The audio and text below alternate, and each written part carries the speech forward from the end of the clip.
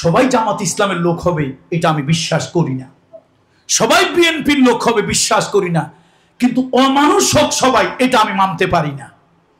আপনারা সবাই অমানুষ হোক তা কি মানতে পারেন? কিছু মানুষ আছে রাজনীতি করার পরে অমানুষ হয়ে যায়, জানোয়ারও তার থেকে অনেক ভালো। কিছু মানুষ আছে নির্দয় নিষ্ঠুর পিশাচ, জানোয়ারের থেকেও খারাপ। দেখেন আল্লামা, তাকে এমনি তো একটা ভুয়া মামলায় তাকে ফাঁসি দণ্ড দেওয়া হলো, ফাঁসির রায় দেওয়া হলো।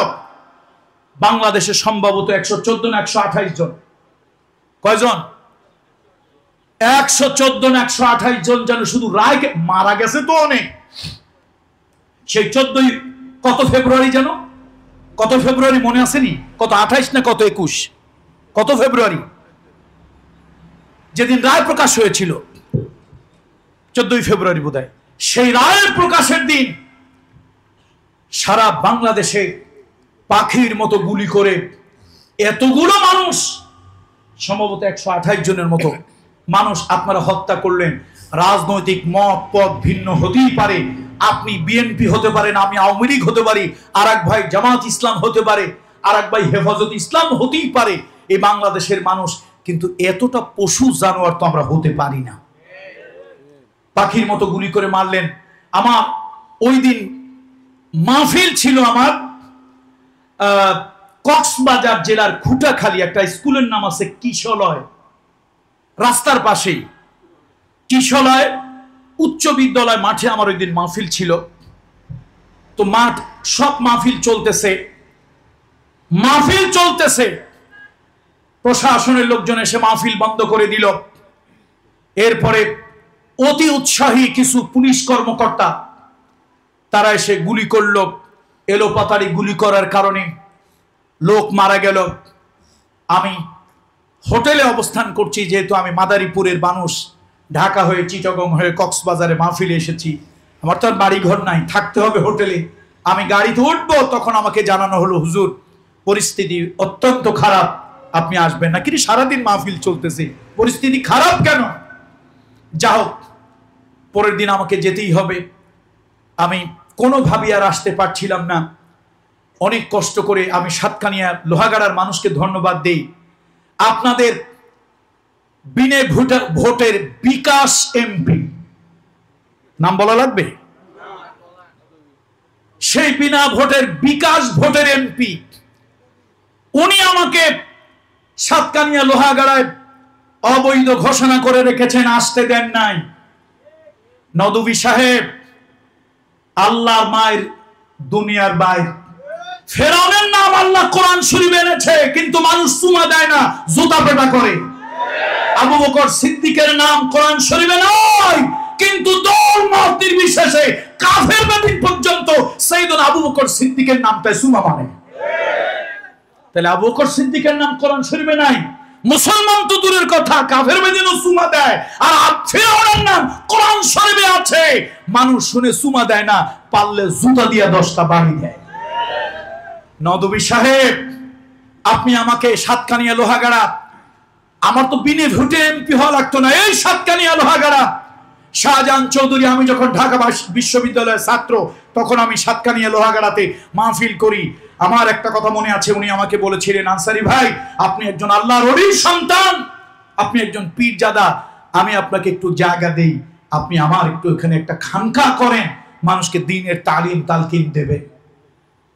আমি যদি খানকা করতাম, এই সাতকানিয়া লোহাগাড়ার বিনে ভোটে না, ভোট নিয়ে আমি এমপি হইতাম। কামরুল ইসলাম সাঈদ আল্লাহর গোলাম, আগেও ছিল, এখনো আছে, ভবিষ্যতেও আল্লাহ রাখলে যতদিন হায়াত থাকবে। আপনি কোথায় আছেন জানতে চাই। ওয়াতুইজ্জু মান তাশাউ ওয়া তুযিল্লু মান তাশা বিয়াদিকাল খায়র ইন্নাকা আলা কুল্লি শাইইন কাদির। আমার এলাকার আওয়ামী প্রধান এলাকা মাদারীপুর গোপালগঞ্জ, বাই ব্রন মানুষ আওয়ামী লীগ। 30% আমার এলাকার এখনো 30% মানে রিলিজিয়াস কমিউনিটি হচ্ছে হিন্দু। আমরা তো দুঃসময় দুর্দিনেও ছিলাম, মানুষের সাথে খারাপ আচরণ করি নাই। জ্বালাও পোড়াও করি না, দেশের প্রেক্ষাপট পরিবর্তন হয়েছে। আমি বিএনপির লোকদেরকে, জামাতের লোকদেরকে, সর্বদলীয় লোকদেরকে ডেকে ডেকে বলেছি, খবরদার, আমার এলাকায় রাজনৈতিক পট পরিবর্তন হয়েছে। কে আওয়ামী লীগ, কে বিএনপি, কে জাতীয় পার্টি, কে জাসদ, কে হিন্দু, কারো কোনো উপাসনালয়, দেবালয়, কারো কোনো পূজার ঘরে, কারো কোনো ব্যবসা প্রতিষ্ঠানে, কারো কোনো বসত বাড়িতে আগুন দেওয়া যাবে না, এমনকি একটা ঢিল ছোড়া যাবে না। খবরদার, তোমরা করতে পারবে না। আলহামদুলিল্লাহ, বাংলাদেশের 494 বা 95টা উপজেলার মধ্যে আমার উপজেলা, এক মহিলার বাসায় বোধহয় 2টা না 3টা ঢিল পড়েছিল। এরপরে আমার উপজেলায় কোনো ভিন্ন মতের, ভিন্ন দলের, ভিন্ন ধর্মের কোনো মানুষের, সেটা উপাসনালয় হোক, তার ব্যক্তিগত ব্যবসা প্রতিষ্ঠান হোক, আমরা কখনো হাত দিতে দেই নাই, আগেও না, এখনো না। পাবলিক বোঝে এদের দ্বারা আমরা নিরাপদ। কথা ঠিক কিনা যেন বলেন বন্ধুরা আমার। সুতরাং প্রতিহিংসা ভালো নয়, প্রতিহিংসা ভালো নয়। আরে প্রতিহিংসা যারা করে, মানুষ তো দূরের কথা, আল্লাহর গজব ঠাডাও তাদের বলে। একজন আমার হাসতে হাসতে বলতেছে, হুজুর আপনি কি জানেন, আরে এত জায়গা রেখে একটা ঠাডা পড়ছে এমপির জানানার পাশে, তার বেডরুমের জানানার পাশে পড়ছে। তাহলে বুঝলাম, আল্লাহ লানত যদি কার উপরে পড়ে, জুতার বৃষ্টি পড়ে, মানুষের লানত, গরু ছাগলের লানত, এমনকি শেষ পর্যন্ত আকাশের ঠাটার লানত তার উপরে পড়ে।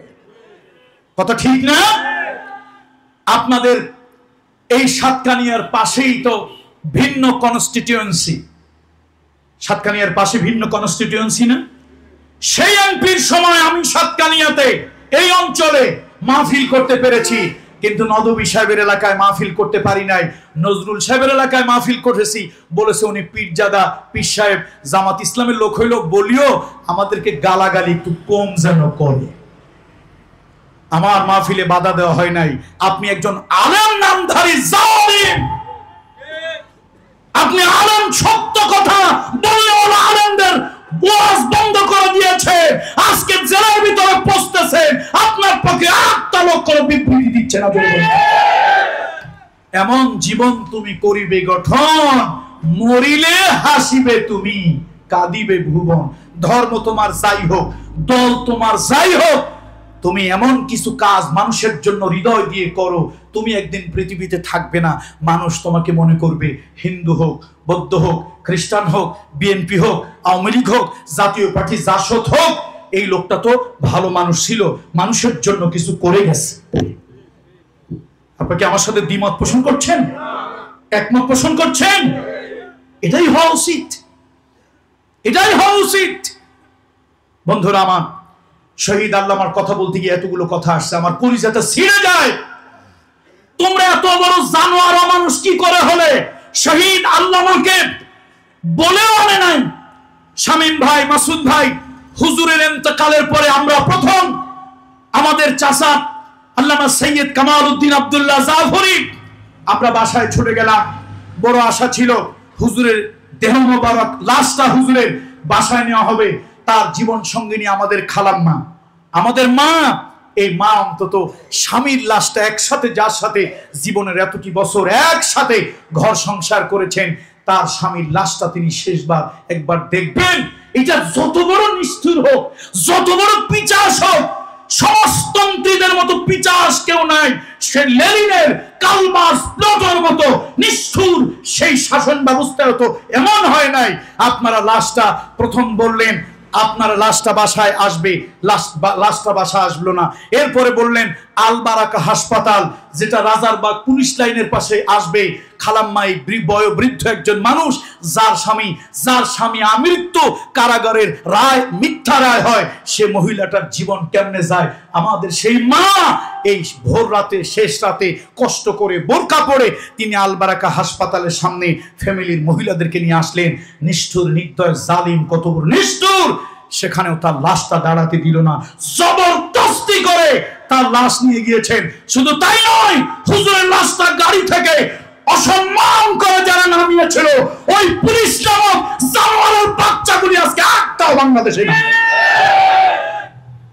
তাহলে পাপের বাপকেও ছাড়ে না। ওনাদের ফ্যামিলি থেকে যেটা বলেছে, হুজুরকে বলেই আনে নাই যে আপনার যে হাড়ে ব্যথা, যার ভাই বিয়ে, আমাদের দেশে একটা ফরিদপুর মাদারীপুরে একটা আঞ্চলিক কথা আছে, যার বিয়ে তার খবর নাই, পাড়াপড়শির ঘুম নাই। মানে যার বিয়ে সে নিজে জানে না। হুজুরের হার্টের সমস্যা খুব খারাপ, এটা আগে জানবে কে? পরিবার জানবে, যিনি রোগী তিনি জানবেন। তো হুজুরের হার্টের অবস্থা খুবই খারাপ, বিপদ সীমা পর্যায়ে। এটা আগে কার জানা উচিত? হুজুরের জানা উচিত না? হুজুরকে কিচ্ছু বলে নাই। দেখেন, আওয়ামী লীগের পতন, স্বৈরাচারীর পতন, ফ্যাসিস্টের পতন একটাই হয় নাই। অপরাধ হতে হতে যখন আটলান্টিক সাগর ছাড়িয়ে যায়, অপরাধ হতে হতে প্রশান্ত মহাসাগর যখন ছাড়িয়ে যায়, পাপ হতে হতে মানুষ যখন আকণ্ঠ নিমজ্জিত হয়ে যায়, তখন আর ওই পাপ তাকে ছাড়ে না।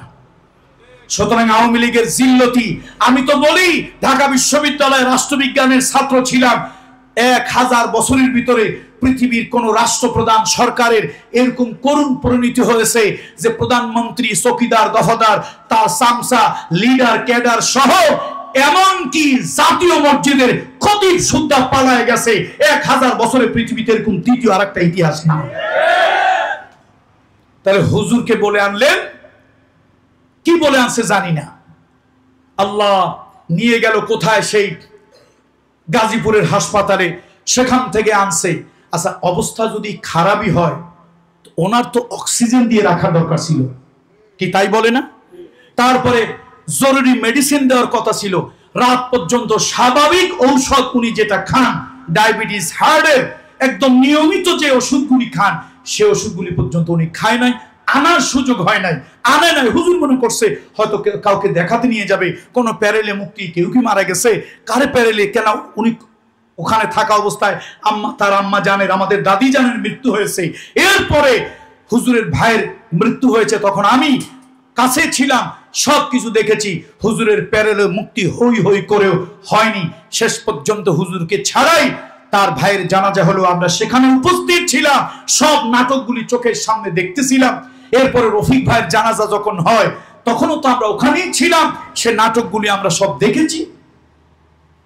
বন্ধুরা আমার, হুজুরকে আনা হলো, ন্যূনতম চিকিৎসা দেওয়া হলো না। হার্টের জন্য যদি তারে আনবেন, তাহলে তার নিজের বলা উচিত ছিল আমার হার্টের অবস্থা খুব খারাপ, আমাকে কোথাও আগে ভর্তি করো, কিন্তু সেটা তারা করেননি। তাকে যেই চিকিৎসা দেওয়ার সেটা দেননি। সুতরাং এই যে একজন মানুষকে মানে চিকিৎসার নাম করে তাকে যে আপনারা প্রতারণা করে হত্যা করেছেন, নিঃসন্দেহে লা শাক্কা ওয়ালা রাইবা ফিহি, নিঃসন্দেহে উনি শাহাদাতের মর্যাদা লাভ করেছেন, শাহাদাতের মর্যাদা লাভ করেছেন। বন্ধুরা আমার, এই কাজটা করবেন না প্লিজ। এখন যারা আছেন সব দলের লোকদেরকে বলি, আপনি দল আপনার ভিন্ন হতে পারে, আদর্শ আপনার ভিন্ন হতে পারে, আপনার নীতি নির্ধারণ ভিন্ন হতে পারে, কিন্তু একটা অনুরোধ আপনার কাছে আমি করে যাই, এটা লিখে রাখেন, লিখে রাখেন, যে দলের হন লিখে রাখেন যে টেকেরহাটের মরহুম পীর সাহেব মরহুম আল্লামা দেলোয়ার হোসেন আনসারী রহমতুল্লাহ আলাইহি, আমি সাইদি সাহেব হুজুর রহমতুল্লাহ আলাইহির কাছে যতবার যতদিন গিয়েছি, হুজুর আমাকে বুকে জড়িয়ে ধরে এই কথাটা বারবার বলতেন, তোমার আব্বা একজন আল্লাহর ওলি ছিলেন।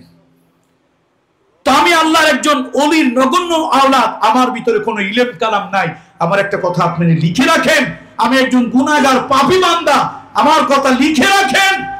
আপনারা রাজনৈতিক দল মত ভিন্ন হতে পারে, কিন্তু কেউ অমানুষ হবেন না। কি হবেন না ভাই? অমানুষ হবেন না। যে কোনো ব্যক্তি, পশুর জন্য হবেন না, অন্য ধর্মের লোকের জন্য আপনি অমানুষ হবেন না। সাইদি সাহেবের উপরে আপনারা যা করেছেন, এটা মানুষ না, পশু জানোয়ারও এত নিকৃষ্ট হয় না আপনারা যা হয়েছেন। হুজুরের পক্ষে সাক্ষী দেওয়ার জন্য আমরা যখন হুজুরের লাশ নিয়ে পিরোজপুরে হাঁটু পানির ভিতরে ঘন্টার পরে ঘন্টা দাঁড়িয়ে আছে, মানুষের আবেগ কাকে বলে, ভালোবাসা কাকে বলে, হৃদয়ের আবেগ কাকে বলে, হাজার হাজার জনতা, চতুর্দিক থেকে লক্ষ মানুষ ছুটে আসতেছে, শুধু মানুষের শাড়ি, পিঁপড়া পঙ্গপালের মতো মানুষের শাড়ি, এই হাঁটু পানির বেশি পানি কোমর পানি, বিভিন্ন কিছুর ভিতরে মানুষ আসতেছে, ঘন্টার পরে ঘন্টা দাঁড়িয়ে আছে, কারো কোনো হুঁশ নাই, চিন্তা নাই। এক নজর আল্লাহকে দেখবেন আর তার জানাজায় শরীক হবে, এক নজর তাকে দেখবেন। তার সন্তানদেরকে রেখেই আপনারা জবরদস্তি করেন জানাজা পড়ে ফেলতে হবে, তার জীবন সঙ্গিনীকে না দেখিয়ে আপনারা জবরদস্তি করেন জানাজা পড়ে কবর দিতে হবে। এটা তো পশু এতটা নিকৃষ্ট হয় না, পশুর ভিতরেও তো আল্লাহ তাআলা কিছু দয়া মায়া দিয়েছে, আপনাদের দিলে দয়া মায়া ছিল না বলেই আপনাদের এই 6 জুলাই 5ই আগস্ট আপনাদের জীবনের করুণ পরিণতি হয়েছে।